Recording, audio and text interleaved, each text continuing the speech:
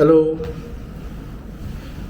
जो लोग थाईलैंड घूमने आना चाहते हैं उनके लिए some basic tips for the first time, और जिन लोगों को लगता है कि जो सोलो ट्रिप कर रहे हैं या अपने फ्रेंड्स के साथ भी आ रहे हैं, तो उनके लिए कुछ बेसिक इन्फॉर्मेशंस जो मैंने देखी है या पर्सनली आई फील, बिकॉज जब मैं पहली बार आया था तो मैंने कुछ चीज़ें फेस की थी। जैसे करेंसी, पहला बेसिक थिंग है करेंसी लेते हैं। कुछ लोग सोचते हैं कि करेंसी इंडिया से ही लेके आनी चाहिए या फिर यहाँ आके एयरपोर्ट से एक्सचेंज कराएं, या फिर पटाया या थाईलैंड या फुकेट या बैंकॉक वहाँ से एक्सचेंज कराएं। पर्सनली आई फील लाइक आपको ना करेंसी इंडिया से ही लानी चाहिए। नो मैटर आप यूएसडी लेके आओगे, आपको लगता है यूएसडी से रेट अच्छा मिल जाएगा, ओनली 5 to 10 बात या मैक्स टू मैक्स 20 बात का डिफरेंस रहता है, उससे ज़्यादा कोई डिफरेंस नहीं है। तो आईएनआर भी अगर आप वहाँ से लेके आओगे, आईएनआर कन्वर्ट करा के इंडिया से ही थाई बात लेके आओगे, वो आपको ज़्यादा बेटर मिलेगा। और करेंसी का भी एक वैल्यूएशन है, लाइक आप मान के चलो पर डे आपका 2000 बात लगना ही लगना है, तो उसके हिसाब से जितना भी आपका डेज ट्रिप है उसको आप कैलकुलेट कर लो। 2000 बात ओवरऑल मतलब पर डे, इससे ज़्यादा ऊपर जाएगा ही नहीं। हाँ, वो अगर आपके शौक नवाबी हैं तो हो सकता है चला जाए, लेकिन 2000 बात मिनिमम है ही है जो आपके खर्च होंगे। अभी कुछ लोग जो लोग ड्रिंक नहीं करते या फिर कुछ लोग नॉनवेज नहीं खाते, तो उनके लिए हो सकता है कि मिनिमम 1000 बात भी बहुत ज़्यादा हों। लेकिन जो लोग फुल नॉनवेज खाते हैं और बियर पीते हैं, और अगर नहीं भी खाते हैं, आपका सिर्फ शौक क्लबिंग का है, खाली आके देखना है, उसमें भी आप मान के चलो मिनिमम 2000 बात पर डे आपका खर्च होगा। कम हुआ तो वेल एंड गुड, लेकिन उससे ज़्यादा पर डे में ज़्यादा खर्च नहीं होगा। हाँ, अगर और अदर एक्स्ट्रा करिकुलर एक्टिविटीज़ आप करोगे तो हो सकता है 2000, 4000, 5000 according to your entertainments and choices. पर तो उसी हिसाब से 2000 पर डे। अगर आपका 4 डेज़ का ट्रिप है तो आप 10,000 तो रिक्वायरमेंट है ही है, या 6 डेज़ का है तो आप इंटू 12,000 बात। आप कम नहीं ला सकते, आप जितना आपका डेज़ है आप उतना 2000 आप रखो, वो आपके बचेंगे नहीं। आप अगर ये सोच रहे हो कि नहीं मेरे 5000 बच जाएंगे तो फिर मैं उसको कन्वर्ट कैसे कराऊंगा, नहीं, वो बचेंगे ही नहीं आपके, ये गारंटी है। दूसरा, ट्रांसपोर्टेशन। करेंसी का आपका सॉल्व हो गया, दूसरा आता है ट्रांसपोर्टेशन का।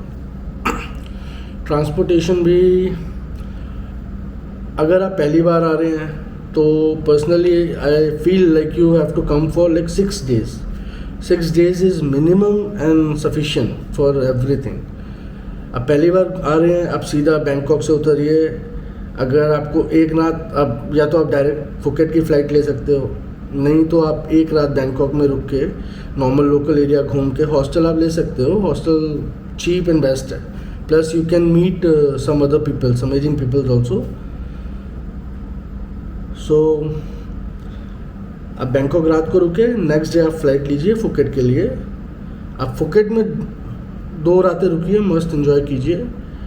वहाँ बीच एक्टिविटी आप करिए, activities in the sense like आपको वहाँ आइलैंड का एक पैकेज मिल जाएगा पर डे का, तो वो आपको आइलैंड्स घुमाएंगे, लंच उनकी तरफ से है, फिर वो एक कुछ बीच में पड़ता एरिया, वहाँ पे आपको छोड़ देंगे, आप नहा सकते हो, आप स्नॉर्कलिंग कर सकते हो। तो that Phuket is basically good for that island activity. पटाया में भी है, लेकिन पटाया में उतना वो नहीं है जितना आपको फुकेट में देखने को मिलेगा।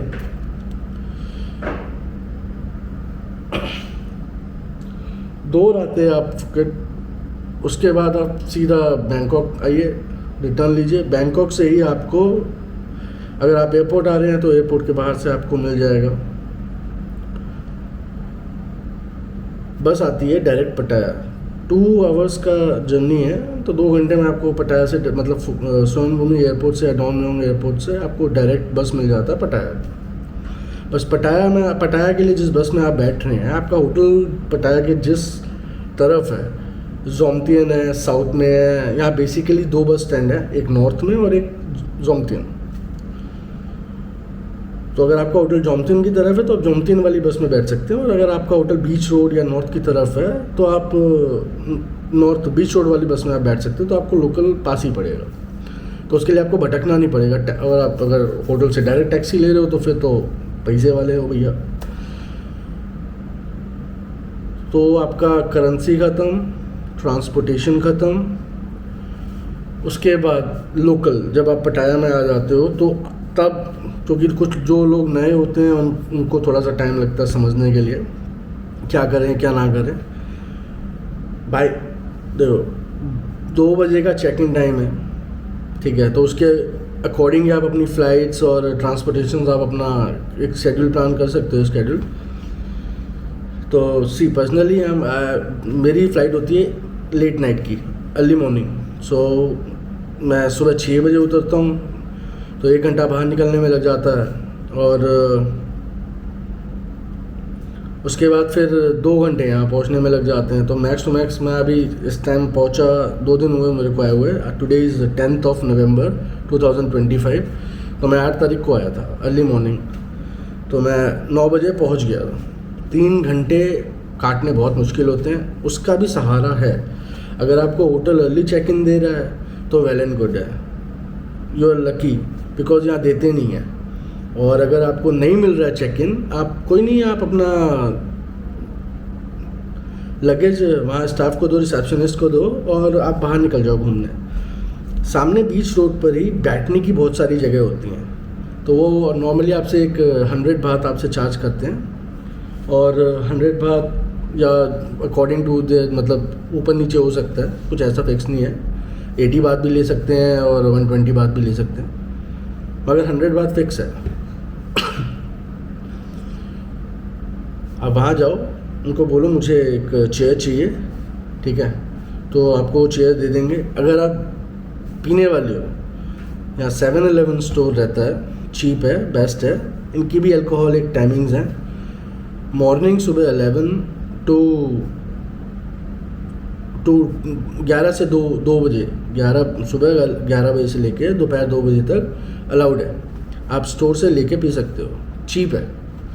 चीप इतना है कि 50 baht for the can, Leo Chang whatever, and for bottle it is like 68 और 67 समथिंग फॉर बॉटल। तो आप लेके आओ, आप वहाँ बैठो, जितनी देर आपको बैठनी है, 2 बजे तक ही बैठोगे आप, क्योंकि आपको टाइम करना है, और आपको भूख लग रही है तो आप जाके ब्रेकफास्ट और वो सब भी कर सकते हो। पर बिना फ्रेश हुए कौन खाता है? खाते हैं वो फ्रेश होते हैं जो खा लेते हैं। तो आपको आपका टाइम भी आपका लग गया कि अगर आप जल्दी पहुंच जाते हो तो आपको क्या करना है। उसके बाद करेंसी हुआ, ट्रांसपोर्टेशन हुआ, आपको अगर आप होटल आप पहुंच रहे हो, चेक इन नहीं मिल रहा है तो आपको क्या करना है। तो आपको चौथा आपका पड़ता है इवनिंग में, जब आप निकल जाते हो होटल पहुंच के आराम करते हो, नहा धो के सब बस निकल जाते हो, उसके बाद क्या करना है। सबका अपना है, सबका अपना अपना अलग है। कुछ लोग रिलैक्सेशन के लिए आते हैं, कुछ लोग इन्जॉयमेंट के लिए आते हैं, जिनको क्लब्स, नाइट्स, पार्टीज़ और एकदम धूम, मतलब बिल्कुल drugs overloaded kind of, not that drugs, I mean that feeling, that pump you have inside. तो यहाँ पर सोई 6 हैं, वॉकिंग स्ट्रीट्स हैं, आप डायरेक्ट जा सकते हो। और जो लोग रिलैक्सेशंस करने के लिए आते हैं उनका तो कुछ नहीं है, वो अपना बीच पे बैठते हैं, मस्त बियर लेके आते हैं, हैंग आउट करते हैं, 2 घंटा 3 घंटा वहाँ बैठते हैं, और उसके बाद फिर लेट नाइट एंजॉय करते हैं। तो अब उसके बाद अब एक दिन आपका निकल जाता है, फिर अगले दिन फिर वही मॉर्निंग, क्योंकि यहाँ क्या है, यहाँ पूरी रात लोग एंजॉय करते हैं, घूमते हैं और दिन में सोते हैं। तो दिन का हिसाब, और यहाँ धूप भी बहुत तेज़ होती है, तो अपना तो बस वही है कि अपना रात भर पूरी रात जगो और दिन में सो। आपका ये भी ख़त्म। इसके बाद इमिग्रेशन, सॉरी मेरे को पहले आना चाहिए था, लेकिन इमिग्रेशन का दुनिया, सॉरी यूट्यूबर्स भैया, ऐसा मतलब टैगलाइन देंगे ना कि ये काम नहीं किया तो इमिग्रेशन आपको वापस भेज देगा, टीडीएस ज़रूरी है या नहीं है, सॉरी, मगर वो आपको ऐसा डरा देता है ना, आपको वीडियो देखनी पड़ती है। मतलब भाई पर्सनली मेरा ये 4th टाइम है कंटिन्यू सेम ईयर 22, 23, 24, 25। मेरे को इमिग्रेशन में आज तक कभी दिक्कत ही नहीं हुई। हाँ, एक बार इंडिया वाले ने मेरे से पूछा था, जबकि उसको भी पता है थाईलैंड में वीज़ा फ्री है, लेकिन मेरे को समझ में नहीं आता इलॉजिकल क्वेश्चन करने का मतलब क्या है। बोलता वीज़ा कहाँ है? वीज़ा ऑन अराइवल है। मैं कैसे मान लूँ? अरे कौन करता है भाई वीज़ा ऑन अराइवल? तुम लोग इमिग्रेशन में बैठे हो, तुम्हें हर कंट्री का पता होना चाहिए। तुम्हें हर कंट्री का पता है कि कहाँ वीज़ा लगता है, कहाँ नहीं है, कौन सी वीज़ा फ्री कंट्री है इंडियंस के लिए। लेकिन नहीं, इलॉजिकल करना ही करना है। तो मेरा उस समय निकल गया, लेकिन मेरे को आज तक कभी इमिग्रेशन में कोई प्रॉब्लम नहीं है। इस बार भी टीडेक का फॉर्म आया, भर दिया। टीडेक के लिए भी इंडियन ने पूछा मेरे को, थाई वाले और किसी ने नहीं पूछा, क्योंकि वो उनको पासपोर्ट नंबर जब वो डालते हैं तो वो शो कर देता है। पता नहीं इंडिया वालों के पास, थाई एयरवेज वालों के पास सिस्टम है नहीं है, क्यों नहीं समझ में नहीं आता। तो इमिग्रेशन में मेरे को तो पर्सनली कभी कोई दिक्कत नहीं। इंडिया से भी जब चला, एक बहुत अच्छे इमिग्रेशन ऑफिसर थे इस बार के। सीधा गया, पासपोर्ट देखा, निकाल दिया। डॉक्यूमेंट्स मतलब मैंने बोला सर आई हैव एवरीथिंग, लेकिन अच्छे थे क्योंकि भीड़ बहुत ज़्यादा थी। तो उनको पता है कि कौन सा आदमी पहली बार जा रहा है, क्योंकि पासपोर्ट पे स्टैम्प्स होती हैं। अब एक आदमी अगर 4 साल कंटिन्यूसली गया तो उसको हर चीज़ पता होगी, क्या रूल्स हैं, क्या रेगुलेशंस हैं, किस चीज़ की ज़रूरत है, कितना करेंसी चाहिए। अब भाई जो 8 दिन रुक के जा रहा है तो उसके पास सफिशिएंट करेंसी तो होगी ना। तो इसलिए जो आदमी समझदार होता है ना, वो कभी टाइम वेस्ट नहीं करता, क्योंकि पीछे ना 300-400 लोगों की भीड़ चली जा रही है। अब जो नया आदमी होता है ना, जो लगता है कि मैं बहुत बड़ी उस पर बैठा हूँ, तो वो थोड़ा सा ना ऊपर नीचे करता रहेगा। तो जब थाईलैंड पहुँच गए तो वहाँ पे भी इमिग्रेशन वालों ने ऐसा कुछ नहीं कहा। मतलब पता नहीं मुझसे लोग खुश रहते हैं, क्योंकि पता नहीं चेहरे पे है या पासपोर्ट, आई डोंट नो, मगर देखते हैं वो ठप्पा मार के भेज देते हैं। जबकि दूसरे फॉरनर्स दूसरी कंट्री के यूएस सिटीजन और मतलब हर फॉरनर सब डॉक्यूमेंट्स हाथ में ले लेके वहाँ जा रहे हैं, 2-2 उंगलियाँ 4-4 उंगलियाँ 2-2 अंगूठे लगा के 5-5 मिनट दे रहे हैं। मेरा खाली ऐसे उंगली रखो और जाओ।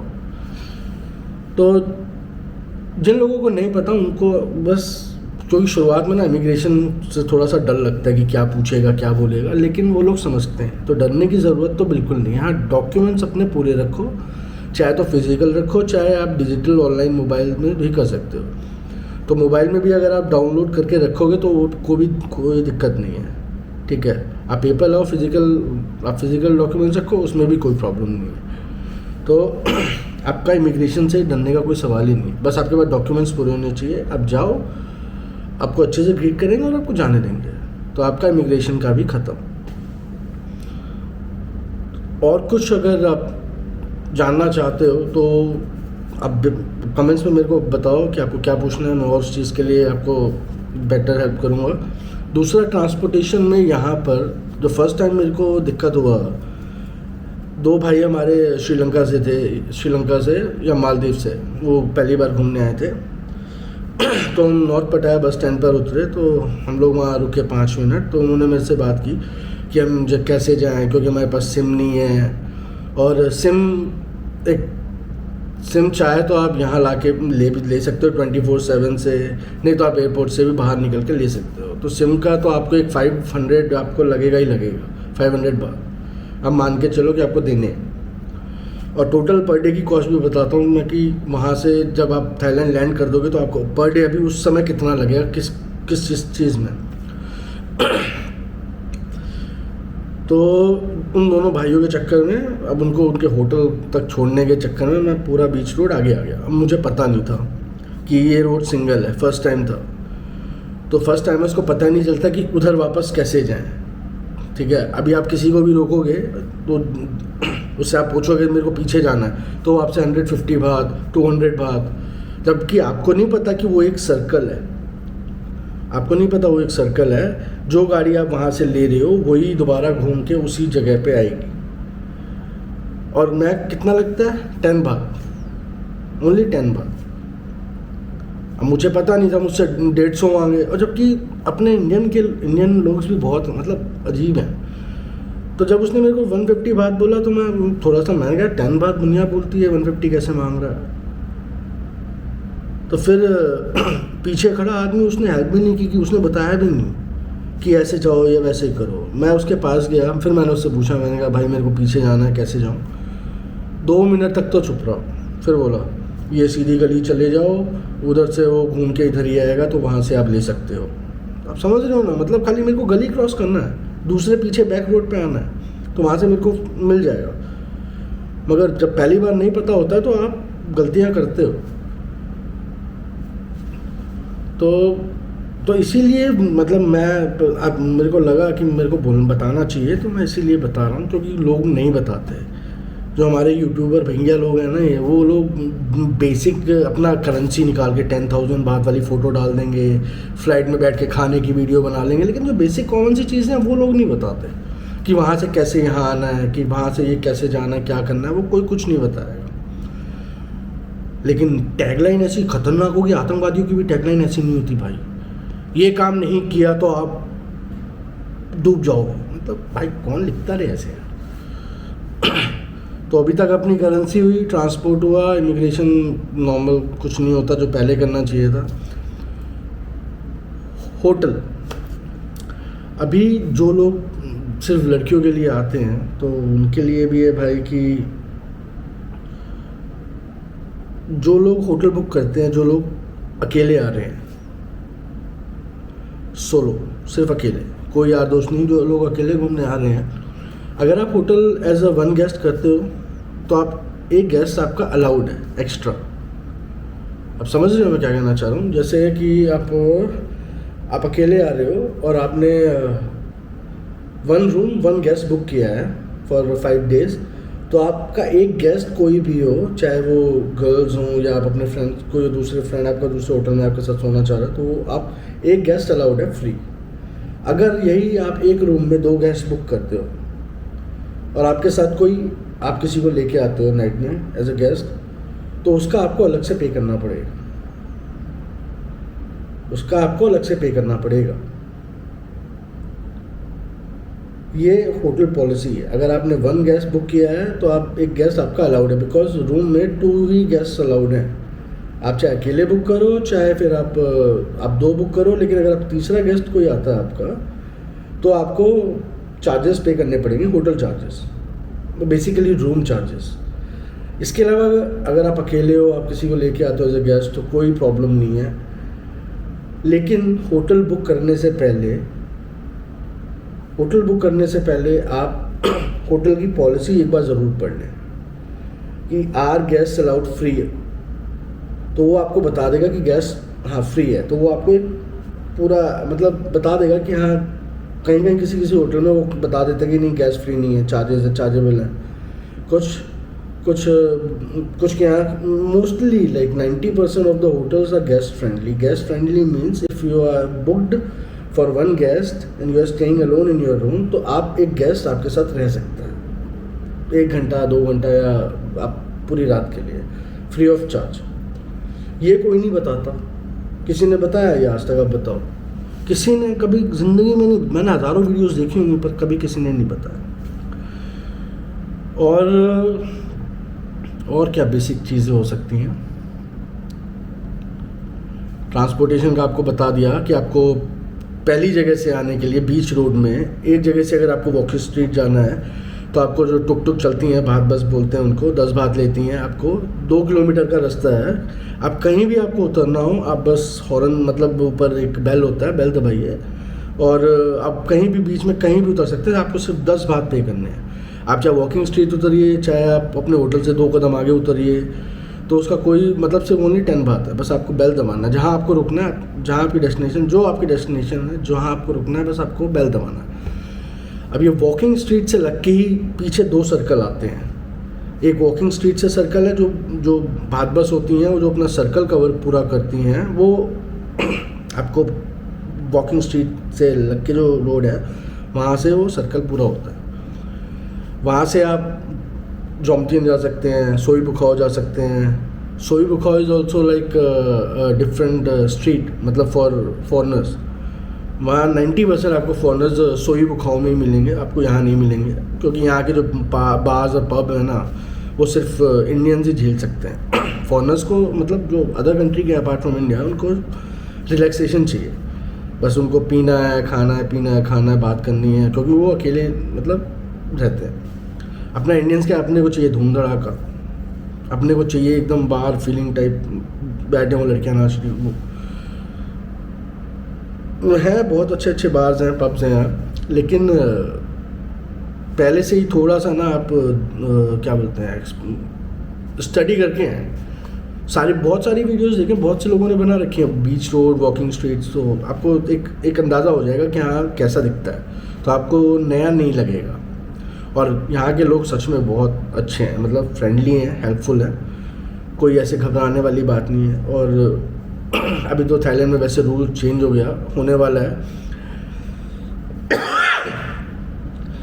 अब मुझे समझ में नहीं आता रूल्स क्यों चेंज हो रहे हैं, मतलब एक तरीका होता है भाई, मतलब एक तरीका कैसे होता है, जब सब चीज़ फ्लो में चल रही होती है ना, तो फ्लो में जो चल रही होती है देखने के लिए ना कि हाँ ये क्या हो रहा है, चल रहा है नहीं चल रहा है, तो जो चीज़ फ्लो में है ना तो उसको ज़बरदस्ती पिंच करेंगे कि ये फ्लो में कैसे जा रहा है। तो वैसे ही सेम थाईलैंड का भी अभी रूल सब कुछ बेकार होने वाला है। इनको लगता है कि ये लोग भी मियामी, यूएस ये सब बनाएंगे, बट आया भाई थाईलैंड वैसे ही बहुत अच्छी कंट्री है, और इतनी अच्छी है कि क्योंकि यहाँ रूल्स जो आदमी को एज अ फ्री कंट्री मतलब चाहिए ना, कि हाँ यहाँ मैं दारू पी सकता हूँ खुले में, घूम सकता हूँ, बैठ सकता हूँ कहीं भी खड़े होके, कुछ भी कर सकता हूँ, कुछ भी करने का मतलब कि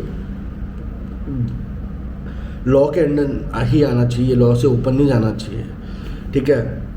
तो मगर वो चीज़ भी अभी लोग बिगाड़ रहे हैं कि 12 बजे के बाद आप दारू मतलब अल्कोहल नहीं ले सकते, जबकि इनको 2 AM क्योंकि already people are drunk man, वो ऑलरेडी पी के बैठे हैं, तो 12 बजे के बाद क्या उनका नशा उतर जाएगा?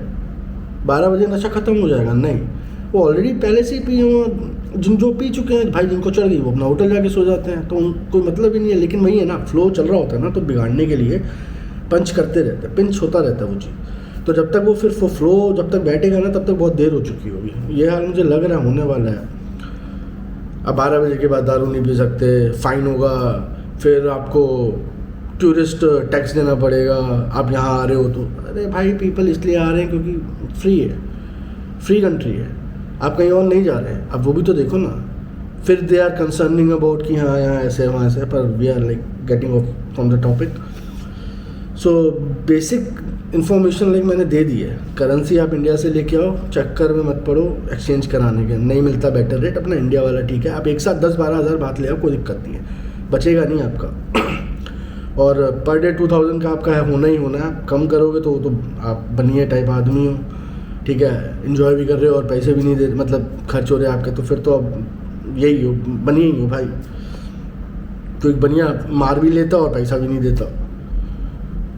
तो आपका करेंसी का हो गया, ट्रांसपोर्ट का भी मैंने बता दिया कि आपको एयरपोर्ट से बस मिल जाएंगी। तो क्योंकि फर्स्ट टाइम जब मैंने देखा था ना, तो किसी ने बोला कि नहीं आपको एक सिटी में बस है, आपको वहीं से बस मिलेगी, किसी ने बताया नहीं। मैं 250 बात खर्च करे उस बस स्टैंड तक पहुंचने में, जहां से मेरे को 120 बात की बस मिलेगी सरकारी, गवर्नमेंट, लेकिन मेरे को वही 180 हाँ और 190 बात में एयरपोर्ट के नीचे से बस मिल रही है। तो कौन सी ज़्यादा फ़ायदेमंद है? ये लोग हमारे यूट्यूबर भैया नहीं बताते, ये लोग पता नहीं क्या है, कौन से नशे में रहते हैं।